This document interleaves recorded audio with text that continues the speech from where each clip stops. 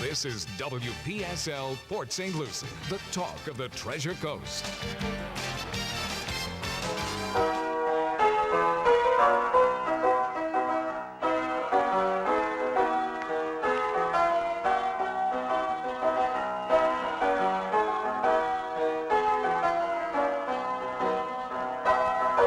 It's 11:06 at WPSL 1590, the talk of the Treasure Coast, and you're on Ask a Rabbi.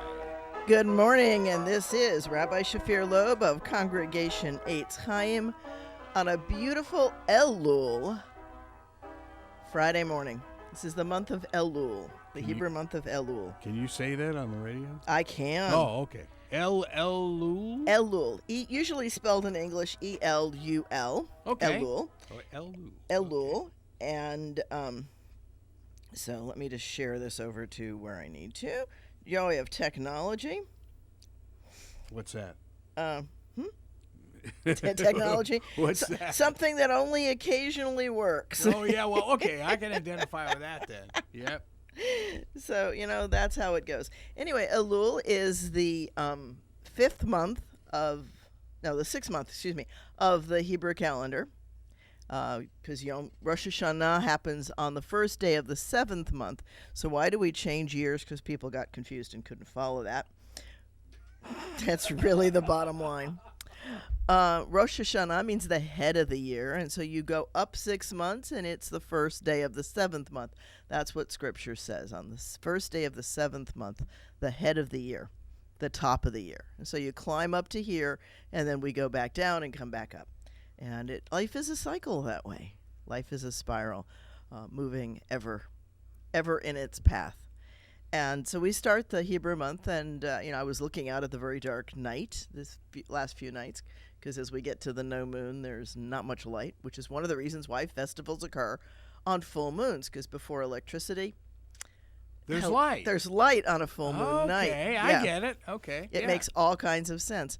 And, that was really dramatically brought home to me when we had the lunar eclipse a little while ago, because during the eclipse it was like pitch dark outside, and then the eclipse was over, and, I could see the dogs again. Back in 1990, we decided to head to Cabo San Lucas and watch a full eclipse on the beach in Cabo. And my goodness, that was amazing. Yeah, because it was noon, and it was like, wow. And you can see why people would gather. Oh, yeah. Right. Oh, there were thousands of people on the beach. Oh, but, I mean, even in ancient days, they knew when there was an eclipse, and it was an event. Okay, so how would they understand that? Because they understood by watching the earth that we were not the center of the universe. Okay, think about it a minute, right? Shepherds sit out in the field with their flocks at night, as it says in the Christian story, right? What is a shepherd going to do at night besides talk and look up at the stars, right? And, you can see the movement of stars and so the zodiac. So here's a little bit. It's not the stars causing the seasons, but they mark the seasons by where they are. Okay. Yeah, right? I get that. Right. I get so, that. Yeah. That's part of the zodiac. It's a calendar. It's the nighttime calendar, so that you can look out and you can tell, when do I plant my tomatoes, right? When do I plant whatever I'm going to plant, the wheat, the barley, etc.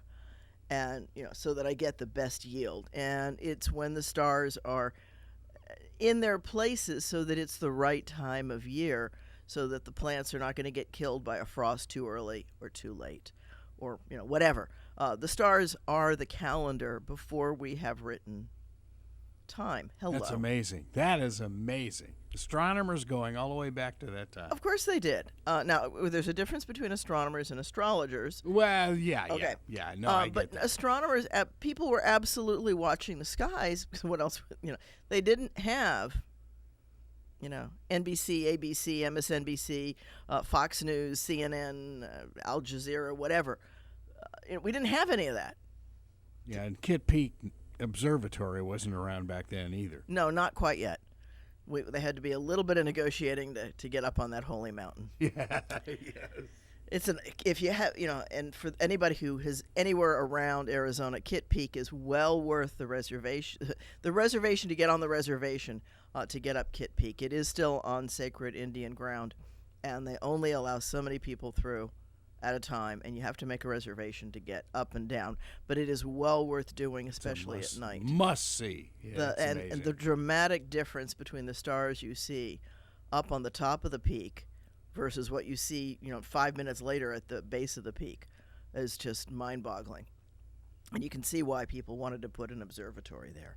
Sure. And Kitt Peak's one of the last observatories of its type that's still functioning, and that's a tribute to Tucson with its dark skies philosophy. And even so, even with the dark skies, it's still way too much light pollution. And if you don't understand those terms, look them up and learn. Because, it's a beautiful world that we have, and we tend not to see it. I can remember one night flight with my other half. We had gone to, we've talked about that other times, we had gone to Harrisburg for dinner probably, getting some night flight hours, coming back over the Appalachian Mountains between Harrisburg and Ohio where we lived, had to be because I met him in Ohio. So we were heading back to Ohio. And as we were crossing the Appalachians in a very dark part of the sky, we were in a low-wing airplane so we could look up. And the sky was beyond incredibly gorgeous because we could see so much more. Yeah, without the light pollution, you bet. Yeah, that would be great. Yeah. You hear so many stories from you guys, from pilots that, you just don't understand. Yeah. There's a reason why you slip the Surly bonds. There's a lot to be said for flying, and it's something that I truly miss, but I'm following what I said for many, many years, which is if you can't keep yourself current, stay out of the cockpit. And, Ooh, yeah. Yeah, if you can't keep yourself current, don't play around. The sky, like the sea, is unforgiving of carelessness. And it's just the way it is. Would you have wanted to become an astronaut? I mean, I think of what those guys see up there at that space station, and I just think that's incredible. I think it would be. No, I don't think I wanted to be an astronaut.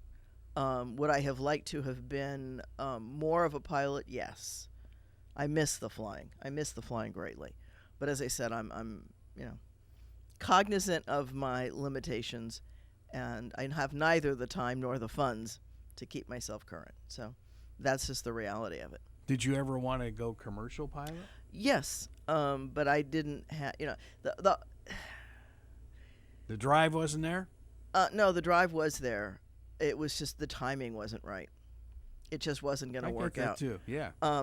It just wasn't going to work in my life. And so, I also wanted to be a military pilot, but they were still too stringent on their height requirement, even though I at that time had a ton of civilian hours, so it was clearly safe in an airplane. But so how many other women were flying back very then? few. That was I was going to say that's that was the other thing in the Air Force. Yeah, I believe that. Now, well, they reduced the height restrictions now, so it'd be a whole different game. And that's kind of an interesting thing, right? That was one of my brushes with the subtlety of discrimination, because I was told that a standing height is the determination of the safety of a pilot. And, of course, that doesn't make any sense. It's whether or not you fit in a cockpit.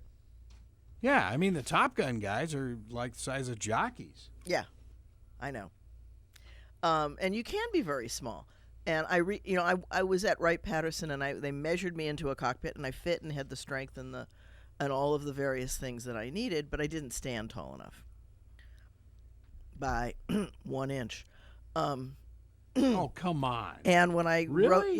wrote to my congressmen and my senators, they all said, "Hey, the law is applied equally to men and women." And I'm like, that's not the point of discrimination. Unless you're a woman. Yeah. So here's, why is that the case? So what they were going by is that this is what the Air Force specified in the manufacture of the airplane. They said they wanted it to accommodate somebody between this height and that height. Right? So the very tall guys don't fit in either.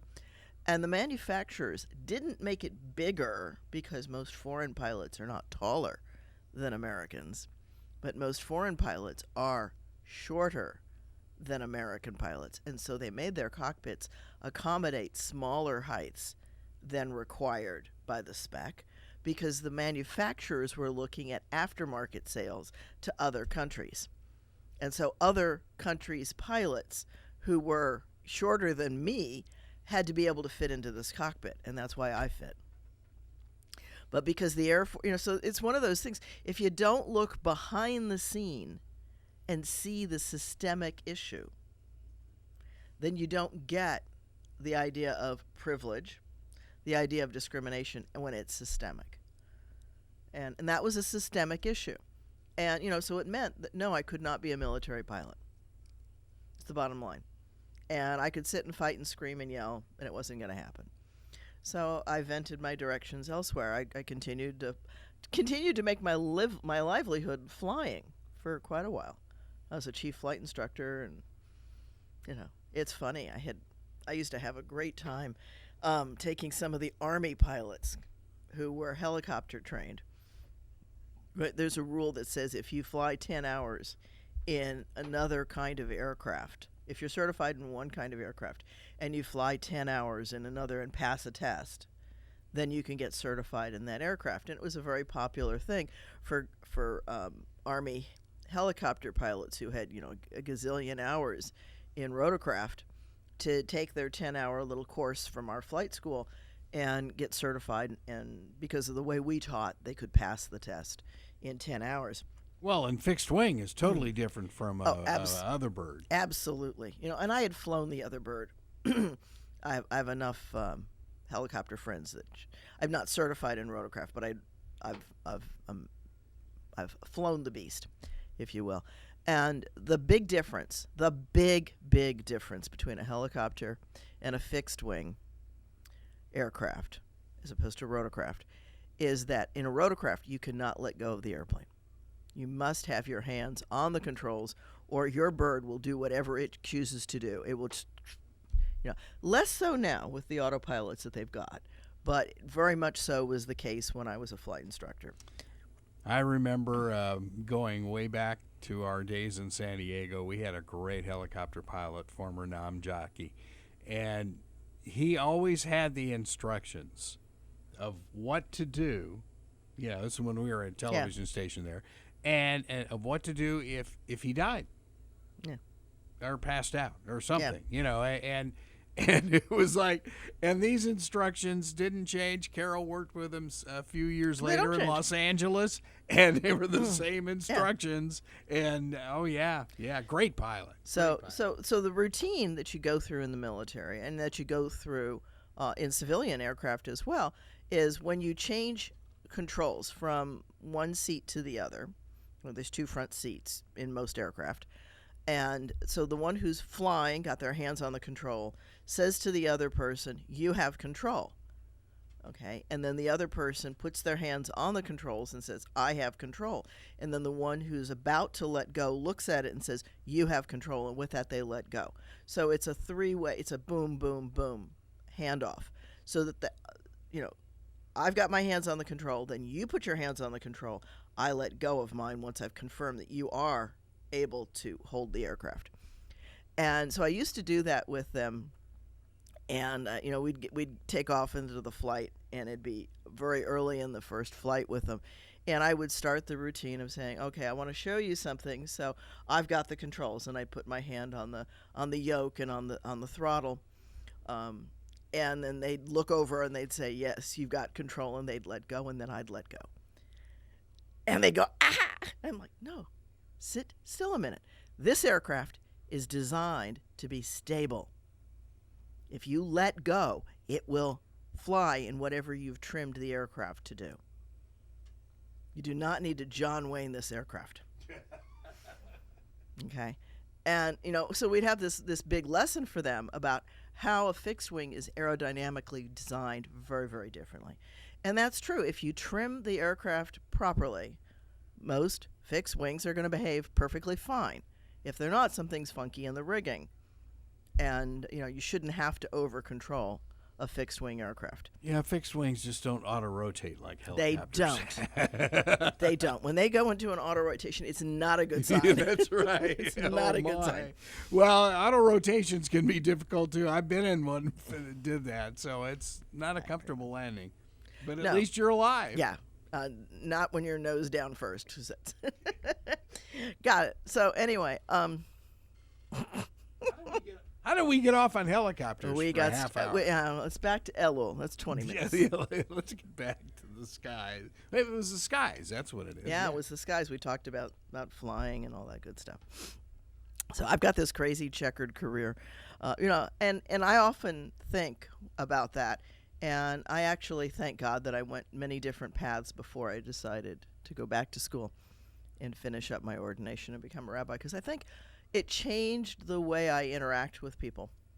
It made me a better rabbi than I would have been going straight out of college and into seminary. Well, you're well-rounded.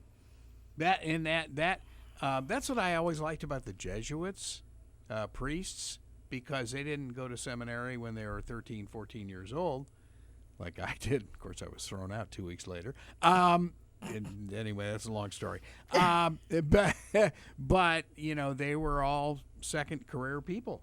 Yeah. There's a value. There's a real value in that. I think that living, quote unquote, in the economy. Yes.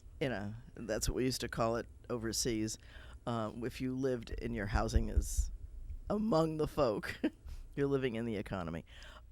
It's a different kind of thing than if you just, do the straight path. And, everybody brings different things to the table, and you need all different kinds of folks. But I think that that's one of the strengths that I bring, which is that I remember a boss saying to me, no, you've got to come in. I don't care what holiday it is. Right? And you have to make a decision. Do you stand up for it or do you yield?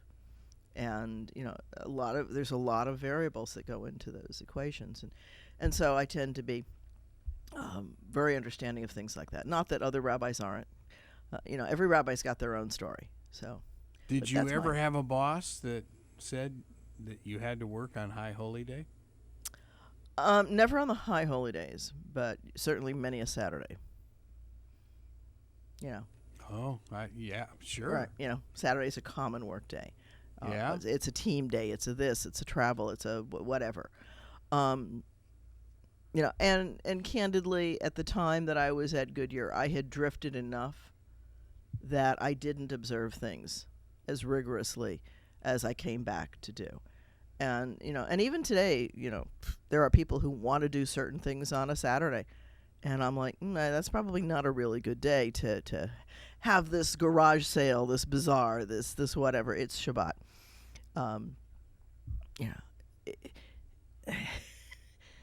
Let's do this business meeting. No, we're not going to do a business meeting on Shabbat, right? It's an easy temptation because it's an open day on a lot of people's schedule. And there's a reason why it's open. It's supposed to be open so that you can do other things. And so here's the challenge, right? So for the people who work during the week, doing synagogue business is a break, but it's still business. And so it's an interesting, it's a constant thing that a rabbi has got to explain to people. Shabbat's holy. And, there are things that you can do, and I will go to meetings and I will do some things on Saturday afternoons, but I won't do business.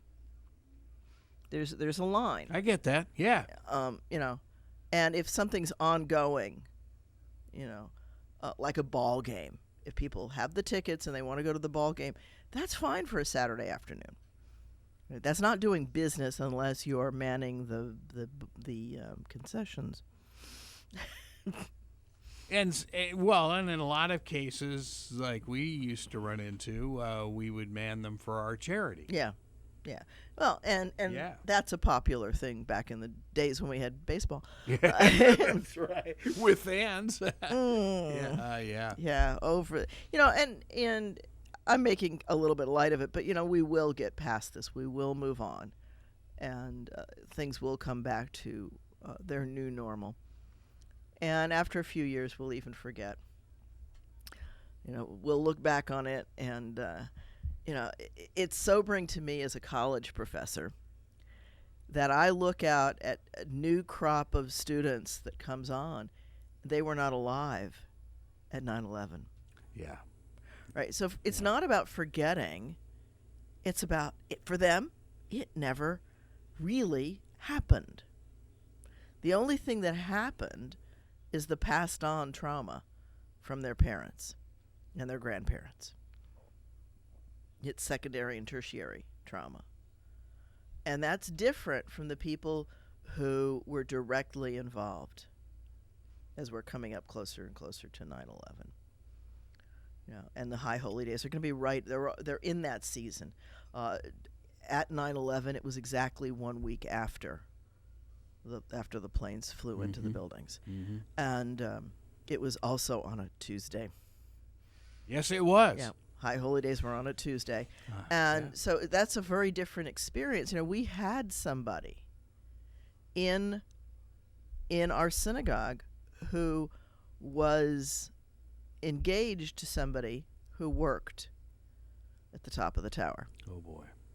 Okay, so we were very much impacted as a community because we knew people who were no longer with us as a result of 9/11. So that's one kind of an experience, right? And I know folks down here in Florida, some of whom actually really fought to keep the economy moving through 9/11. That's one of the times where it really took people working 24/7 to keep because that was one of the big targets in 9/11 in the World Trade Center, was the computers that were down in the basement of it, and they were totaled. I mean, they were shot to pieces.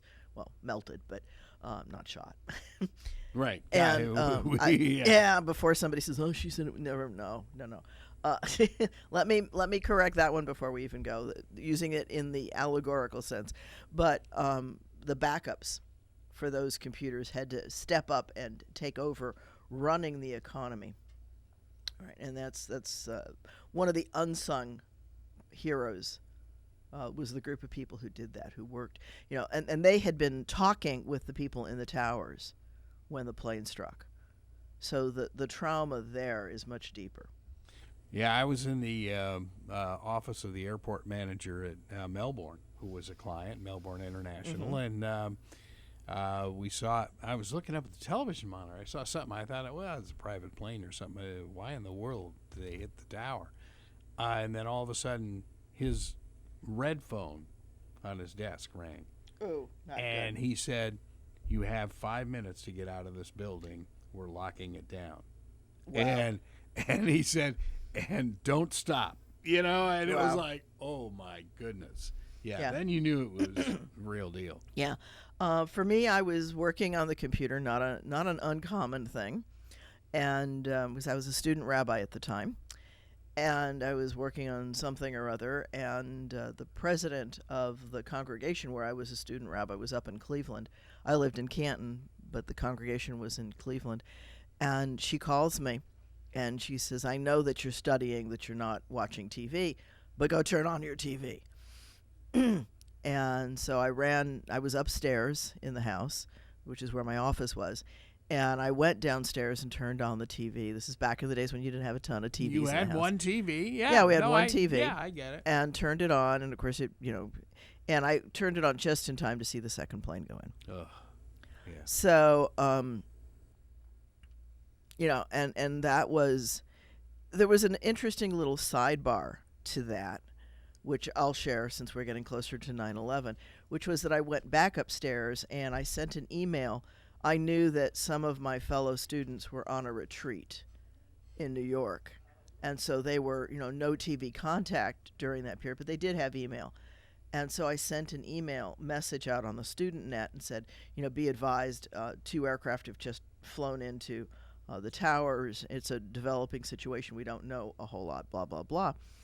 And one of the other students came on and said, yes, because he worked in that area. He worked just a couple blocks. Yeah, right in the impact area. And he put out, he says, yes, there's smoke all over. There's debris. There's people screaming and yelling, and more later kind of thing. And then we didn't hear from him. Oh, no. Oh, And then we didn't hear from him. He didn't come back on the net at all. What we later learned was that his building was immediately evacuated after he had sent that email, within seconds of it or minutes. And they walked out of their building, and he had to walk home. Yeah. Right, he had to walk home from Manhattan and across the bridge. I think he lived in Brooklyn. Wow. Yeah. And because, things were just not moving in the city. Well, no.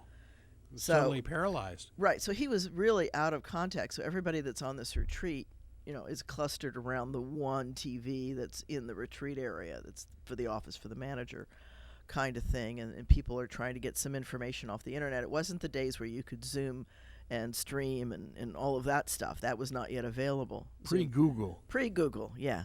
And so it was an interesting time because till we heard from him. It was a very tense time for students. And, and again, this was a retreat designed to get some folks who wanted to do some pre-holiday things. It was the week before the holiday. They were going to come home and et cetera. And so, most people do know where they were. And we tend to know where we were during most catastrophes. Most people who were alive when Kennedy was shot know exactly what they were doing. I was in the newsroom of my college radio station when I had never heard bells on the old wire machines, the old days of AP and UPI wire machines they never stopped. Yeah. Right, so that there is something elevating like that when there's that kind of a catastrophe. And, so this will be remembered, and this will go down in the history books as the pandemic of 2020, or maybe it'll go down as the pandemic of 2019. I don't know, probably 2020, because that's really when it blossomed. And kicking off a great year, I might say. Yeah. One of the one of the cutest, those memes that you see, was somebody had written 2020, and underneath it there's 1 star on a 5-star rating, and then underneath it says "Do not recommend." No kidding. Yeah. And now we have twin hurricanes that could be going into the Gulf at the same time. Unbelievable. Well, so here's a little bit of perspective on that. We've got one of the worst seasons that we've ever had. We've got 25 or 26 named or potentially named storms, which means it's going to be a long active season, but we're already up to L. Right, so we're past 10 already. We're almost halfway through that list of names. So that's some perspective. We may hit the Greek alphabet yet. You never know. You never know. So, it's, yeah. And then there's the Xenia tornado storms. Ooh. Yeah. I always think of that because Were it's you up there then? I was in. Yeah, it was god awful. I was in Pittsburgh, or outside Pittsburgh, I should say. We lived in Bethel Park. That's and my niece was coming across. She lived in I want to say Cincinnati, but I'm not sure exactly where. But she lived west of us, and she was taking Amtrak. And she was going to stop and spend a day with us on the way to going to her parents. And, and we were concerned to connect with her, that she got through that because she was on the train when the storms came through. Was she okay? Yeah, she was fine. Oh, wow. Lucky girl. So, yeah. As somebody said, life is this string of events put end to end that define who and what we are and how we look at things, right? So when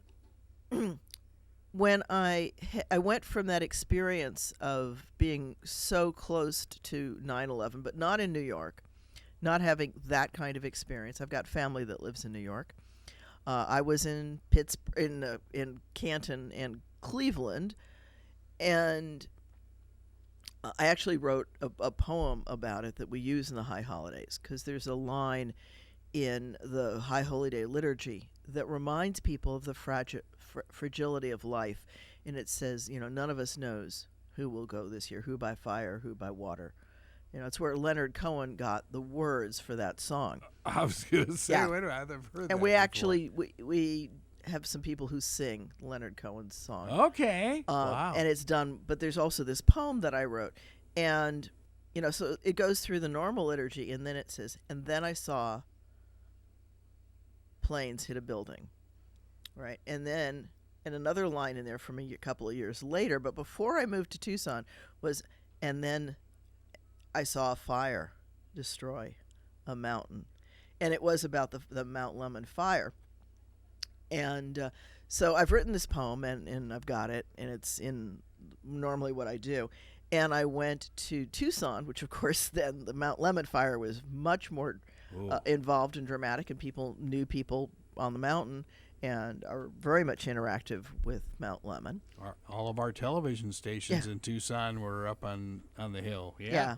Well, and you saw that video that we shared of the Bighorn fire coming through. Yeah. And, it's impressive when a mountain goes, and it's quick. And but they were not as connected to 9/11 because it was the other side of the country. And so there weren't as many people who knew people or had relatives involved. Right. And the other part that we were dramatically involved in, and I visited the site where the plane went in Pennsylvania, right, where those people were able to, at the cost of their lives, to take down the terrorists. And of course, C.C. Lyles, former Fort Pierce police officer, was one of the flight attendants. Yeah. Yeah. So, yeah. There's all kinds of connections where, what is that one book, 6 Degrees of Separation, and I often say among Jews it's about 2 or 3. So, because we usually know somebody who knows somebody. And, but, yeah. What, okay, do any of your kids at IRSC understand the gravity? I mean, have they been taught about 9/11 very well? Well, see, they've got nothing to compare before. They don't know the old normal, right? They only know the post 9/11 lifestyle, right? There's and some of the things that have dramatically changed are the identification things and the security stuff and all of that goes on now, right? And some of that's aimed at making it harder to do a 9/11 kind of thing. And, so they chafe at some of the rules and those things, but they really don't understand why people implemented them. And are they all necessary? Maybe not. Some of the stuff we get in the new normal, it doesn't make sense, and it may have made sense in the moment, and it may have been overreaching, and some of it not. And, you got to sort through all that, and over time you figure out the new normal. And the new normal adjusts over time.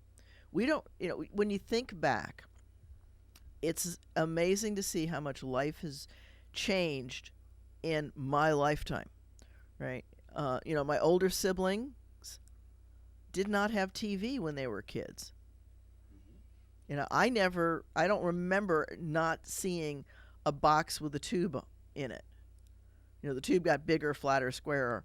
And I remember color TV coming in because, the dinosaurs roamed in my backyard. Yes. And yet... In living color. In living color. I remember when that Peacock first closed up black and white and reopened in color. That was an incredibly wonderful visual to show the new world of color television.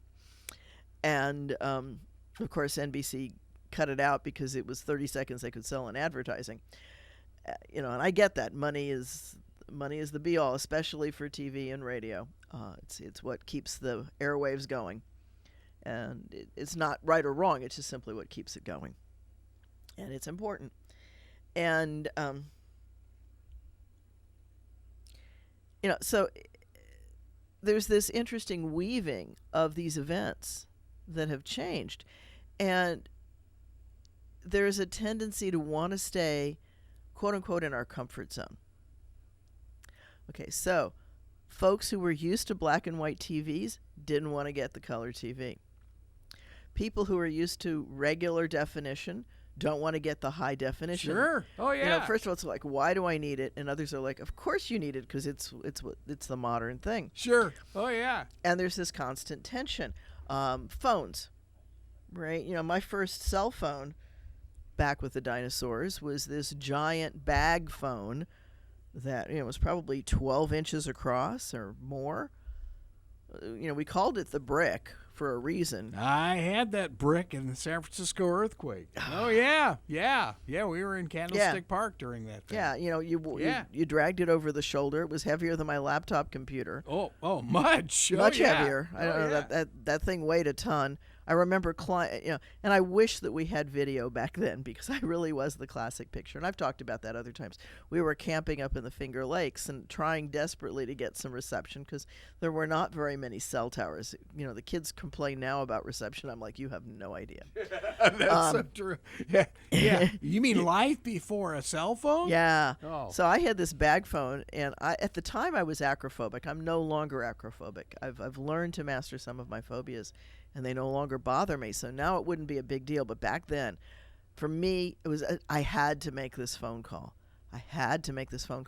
And so I climbed up on top of our motorhome, and you know, I have the extra screw-in antenna in the bag phone, and the antenna's, I don't know, 3 feet whipping out it wasn't there. very long. Yeah. But it's what it was, you know. Yeah. And so I'm standing up there on the top of the motorhome, and those who are seeing the video here can see it. I'm standing with my hand all the way up in the air, holding this bag phone, trying to get every inch I can on the antenna. And you know, on the phone, I'm like, "Can you hear me? Can you hear me? Can you get this? Are you there?" I wish my husband could have videoed that from the ground. It would be viral today. It was so classic, and people today don't understand not having a camera on board. You know, but look at life. I never was without a watch, and I haven't worn a watch in years. Me too. I just don't need it. There's enough timepieces that are much more accurate than a separate timepiece. And and yet a lot of people have to have their watches. And I understand that. That's an older technology. Watches are going to be a thing that, you know, it'll be a decoration for people, but it's probably, you know, they might not even work come the future. I saw one in a museum once. Yeah, those kinds of things. Right? So those are just some of the signs of the technology moving on. And, you know, we are so much more connected, and the storms are the part of that. Right? Well, that's how we can track some of that. Look at that little thing in front of you, the iPad, which is creating television. Right. Yeah. I mean, yeah. Who would have thought? Yeah. Yeah. Yeah, I mean, you know, I remember the first television camera that Carol and I, the video camera, weighed 67 pounds. Oh yeah. Yeah. Oh yeah. Well, you know, I have one of the last Sony non-HD. We've got 2 of them, 2 cameras, and all the footage that I've shot with those out the window because they're not HD. Well, I still got they it. Can be enhanced though. Yeah, they can. Yeah, yeah. Well, first I have to go through the painful process of converting them, yes. And then we can talk about upgrading and enhancing. They're still in their raw form on a Tera drive. Yeah, one of these years I'll get to the. Somebody will probably throw it in the trash. Who knows? In your spare time. Yeah, my copious spare time, because I've got wonderful footage and amazing stuff that was shot.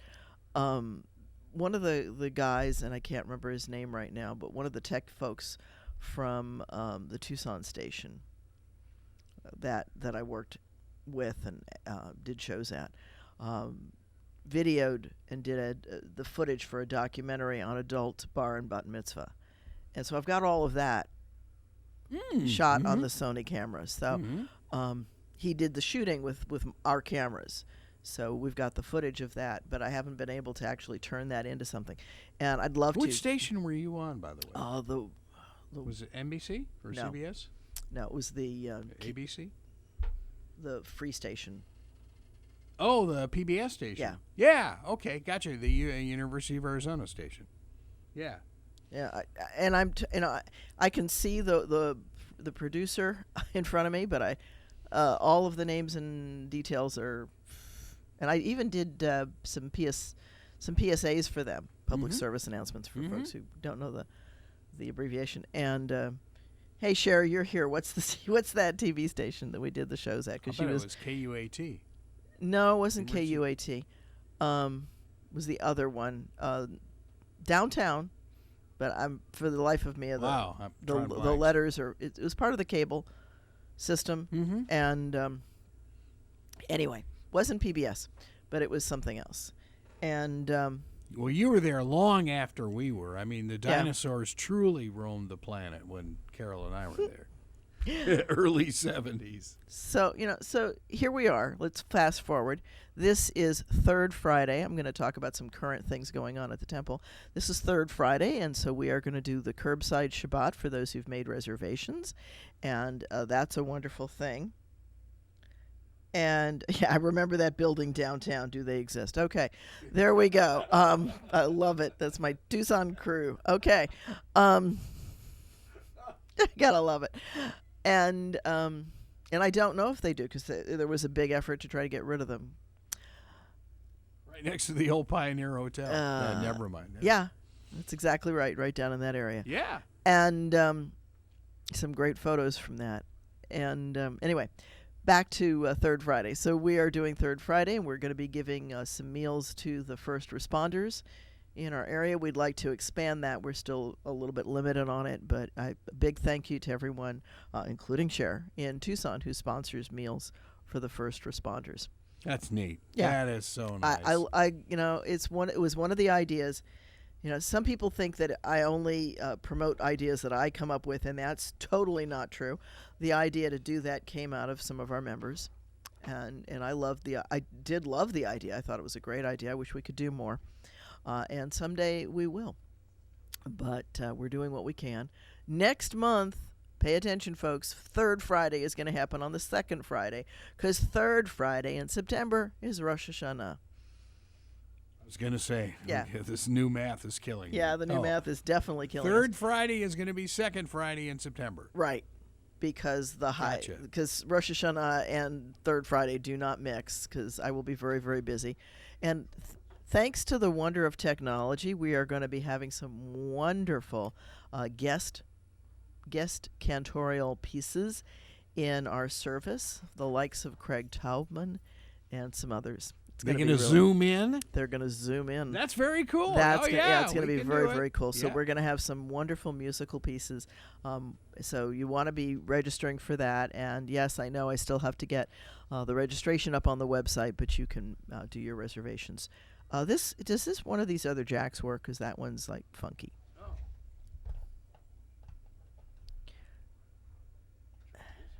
Okay. So yeah, there we go. Now I can. Yeah. Okay. So you need to flag that one with a little note saying okay, not so good. There's a wire loose in it because it's jiggling. And technology, I love it when it works. Speaking of which, we're also enhancing our onboard internet.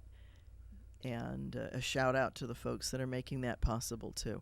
So that's happening later today, God willing. And I'm waiting the phone call from the tech folks, but it should be right after this show. And I'll probably be heading over there as they run the new cables in. It shouldn't take long. So we should have better streaming.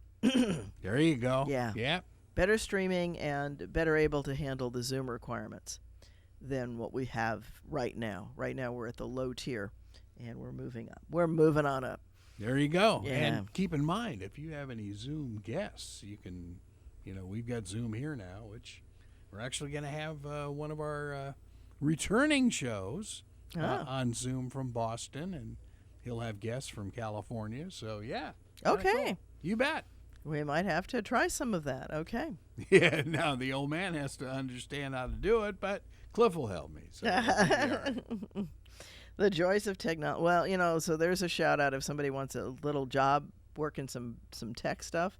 We are looking for some folks who understand things like Zooming and streaming and all of that to help us with that technology.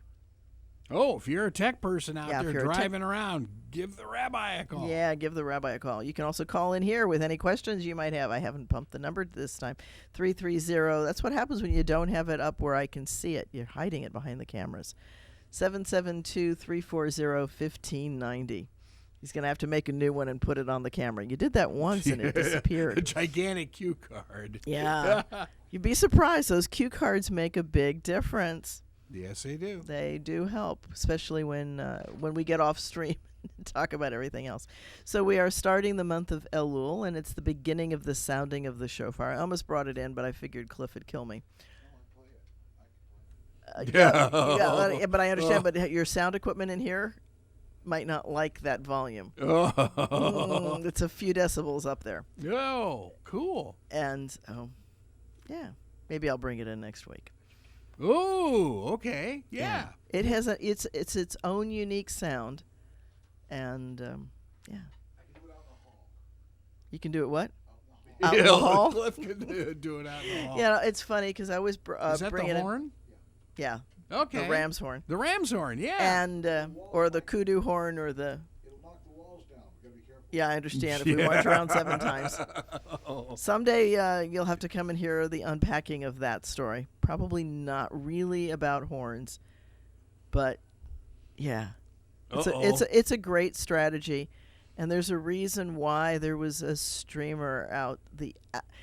Okay, so let's go the there. The rest of the story. The rest of the story, yeah. The red scarf hanging out the window. And it didn't hang inside the city. It hung outside the rampart wall because her building, her house, her apartment, if you will, was attached to the wall, and so people could come and go in the city through that window. I'll leave that as the seed and let you kind of reread the story of Joshua and the Battle of I'm Jericho. definitely going to have to reread that one because I got Read a real strange connotation. Read it carefully, and you'll see what was really going on. And so there's an example of people not paying attention to what the text really says. And it's important. There are people who want to say, faith is a matter of believing. Judaism says no. Judaism says that God is a matter of experience. It's the experiences that help you make your life meaningful. Okay, so it's a slightly different definition. Not so No, much, it is. Yeah. And it's an important one. And logic does not have to go out the window. They're not incompatible. You do not have to suspend logic. You do not have to believe. You can look at the stories of Bilam and his donkey and say, donkeys don't talk. Okay? They really don't. Now, you can communicate with them, but they don't speak Hebrew. They don't speak Arabic. They don't speak Aramaic. Right? They just don't. And Mr. Ed wasn't around back then. Yeah, Mr. Ed notwithstanding. And besides, he was a zebra, right? Oh my. Yeah, what can I say? I didn't mean to go there. Oh well. So, we have these stories, and they do inform our lives, and they're important, but they are stories. And, so there is not a big fight between understanding what Scripture says and how it can inform our lives. Logic is not invited out, it's invited in. Right? In fact, the Scripture says, Lo b'shamayim, it is not in the heavens, it's not at the bottom of the sea, it's not over a mountain range, it's right in front of you. Wow. Okay, so it is about the here and now. It is about how do we treat each other. Do we have respect for other human beings? Do we have respect for ourselves? So here's the opening. Elul is the season of introspection, of looking at yourself and saying, okay, if we're going to go into a new year, starting a month from now, almost exactly, or 4 weeks from now, she said, going, and realizing how much I have to do in the next 4 weeks. Right, yes. That, how can I be kind to myself? Right. So the act of forgiveness, forgiving someone, is not something that we do for them. It is something that we do for us. We might do it for the sake of the relationship. In fact, the relationship is usually what it takes to make forgiveness happen. But not forgiving somebody, carrying that grudge, well, that's kind of like taking poison and hoping the other person suffers. Right? That analogy is often used, right? Because when you carry a grudge, when you carry anger, and you don't resolve it, when you don't get to the bottom of it, because usually anger is connected with misperceptions and misunderstanding and jumping to conclusions. And it's about not understanding what you're faced with, and so you jump to these conclusions, and then you use anger to create a sense of significance. That's the psychological piece behind it. And when you carry that grudge forward, the one who's really paying the price for that is you. And the one that's really hard is when you're angry at yourself. The coulda, woulda, shouldas. I should have done this. I could have done that. I would have done this if I'd known that. You need to work through those things even more than perhaps you need to with other people, because that's taking the poison and hurting yourself. Right? Wishing yourself harm. And, learn from it, move forward. That doesn't mean you don't, you still need to make restitution, and it doesn't mean you can't be sad about having done something. You can recognize it as something that you should have done differently, or you might have done differently, or coulda, woulda, shoulda. But it's done, and so the only thing we can do is use the knowledge to move forward, to care more about doing right than being right. And it is about how we care for each other on the planet, because the real other bottom line is that we are imperfectly, perfectly human. We all make mistakes. We all do things that are less than ideal. None of us is an angel or a saint, and all jokes aside on that. But, we all can do better, and it's only when we work together that we can help each other be that best person that we can be. And we have to do it with compassion. How would you want to be treated if the roles were reversed? That's really the key. Or the other exercise that I often do with people, if you were an outsider watching you and somebody else fighting, what would that outsider have to say? Right, step back and look at it. Oh, that's interesting. Yeah. Right. Yeah. What would the interested outsider say about it? And what would the other person in the discussion with you have to say? And unless you really look at all of those, you are not helping yourself move forward into this month that we start to come up to the high point of having a connection at one-ment with God. And so we'll talk more about that as the season progresses. But a happy Elul to everyone. And the music starts, which tells me that it is time to say this is Rabbi Shafir Lobb of Congregation Eitz Chaim. Please do check our website after Monday. The High Holy Day reservations should be up there. And it's www.eitzchaim.org. Eitz Chaim, Tree of Life. So please do join us, and you can watch us on streaming tonight at 7:30 on Facebook Live. Have a good week. And you as well. God willing, see you next week. You've been listening to Ask a Rabbi right here on WPSL, Port St. Lucie, talking the Treasure Coast, webcaster to the world. And a little announcement, the Mets-Yankees game tonight has been postponed due to COVID-19 with the Mets. This is CBS News on the Hour, your home for